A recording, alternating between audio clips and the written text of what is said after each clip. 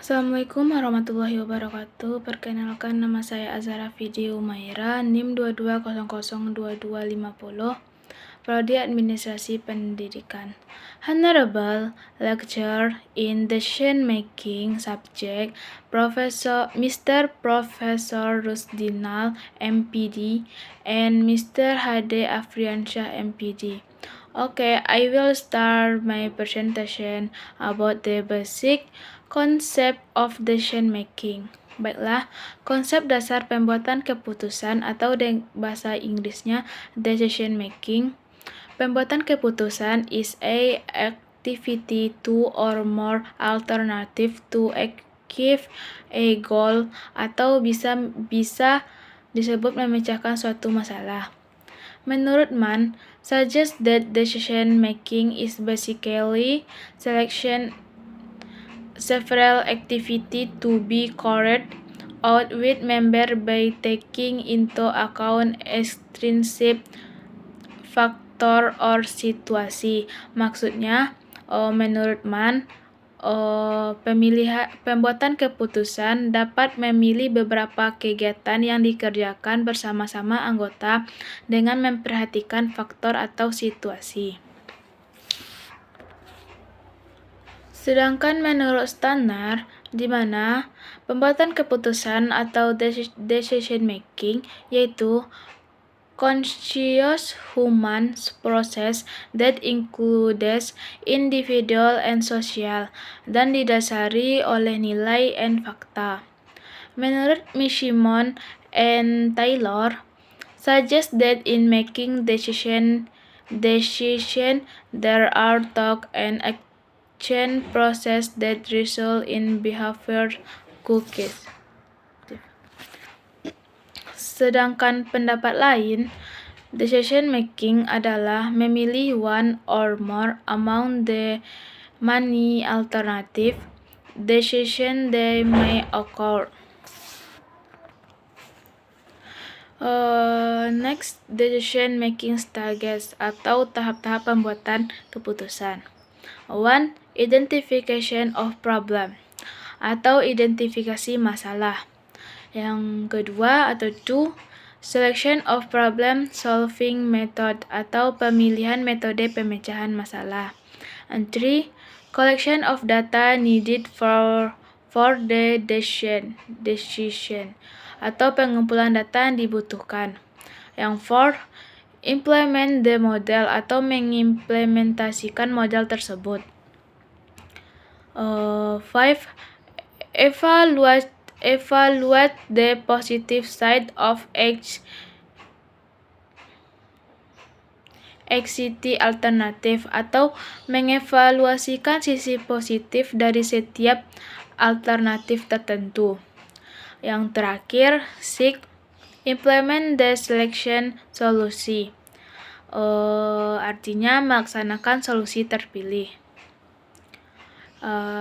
Penjelasan yang terakhir, last one, kemampuan yang dimiliki seorang handal seperti memiliki berbagai macam keterampilan sebagai berikut.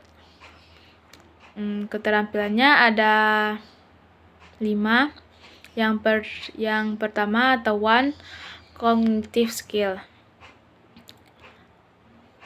Keterampilan ini mencakup skill in identifying problem, identifying variant, alternative solution, and other. Yang kedua atau 2, skill in collection and managing data. Meliputi skill in mastering technology with information system that can collect and manage and utilizing data that is relevant to the need to make decision.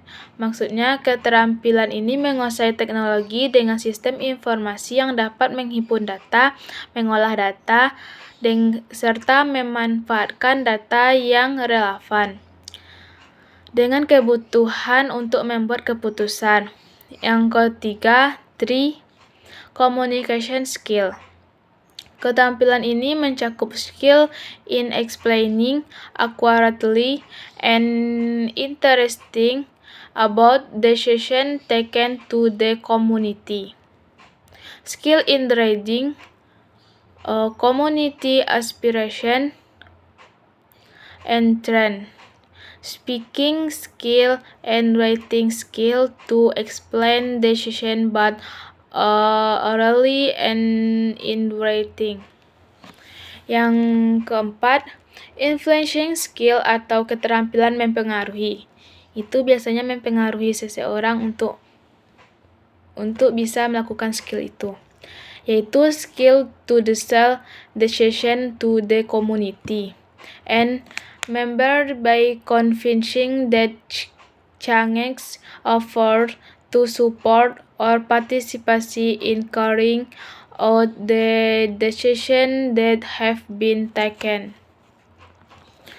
Yang terakhir, nomor 5, managerial skill. Menurut Cat and Starrett, managerial skill, there are the three kinds of managerial skill that must be mastered by a leader, namely conceptual skill, technical skill, and human relation skill. Maksudnya, di managerial skill ada 3 macam keterampilan, yaitu keterampilan managerial yang harus dikuasai oleh seorang pemimpin, yaitu yang pertama keterampilan konseptual, yang kedua keterampilan teknikal, yang ketiga keterampilan hubungan masyarakat. Penjelasan dari presentasi materi saya sudah selesai. Sekarang tiba di penghujung, yaitu kesimpulan. Kesimpulannya adalah pembuatan keputusan atau decision making adalah memilih 2 or more alternatif untuk mencapai suatu tujuan atau bisa memecahkan suatu permasalahan. And decision making stage ada 6. Yang pertama, identifikasi of problem atau identifikasi masalah. Yang kedua, selection of problem solving methods. Yang ketiga, collection of data needing for the decision. Yang 4, implement the model. 5, evaluate the positive side of existing alternative. Yang last, 6, implement the selection solution. Kesimpulan terakhir yaitu skill yang harus dimiliki. Yang pertama, cognitive skill. Yang kedua skill in collection and managing data. 3, komunikasi skill atau keterampilan komunikasi. Yang 4, influencing skill, yaitu keterampilan mempengaruhi. Nomor 5, managerial skill. Okay, that is for my presentation. If there is a word, please forgive. Saya banyak-banyak meminta maaf karena because I don't really understand English. Saya benar-benar tidak terlalu memahami cara berbahasa Inggris. Jadi mohon maaf apabila ada kesalahan kata. Wabillahi taufik wa hidayah. Assalamualaikum warahmatullahi wabarakatuh.